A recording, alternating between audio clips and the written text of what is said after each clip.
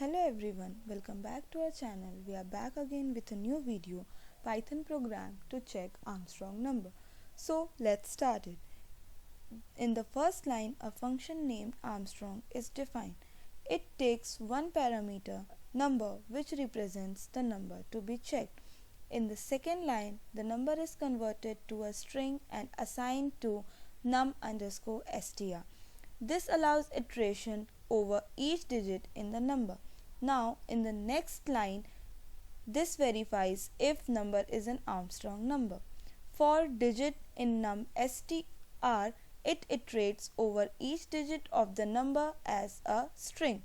Now, length gets the number of digits in the number as it is important for Armstrong calculation. Sum sums up all these powered values and raises each digit to the power of total number of digits.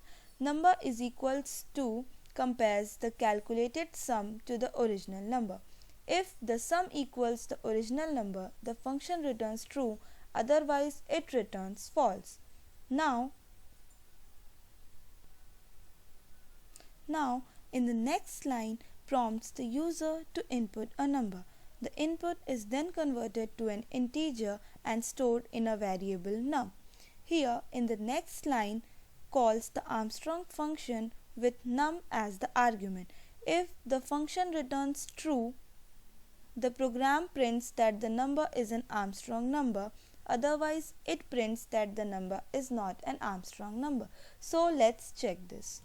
As I am entering 1, 2, 3, hence 1, 2, 3 is not an Armstrong number. Thanks for watching this video.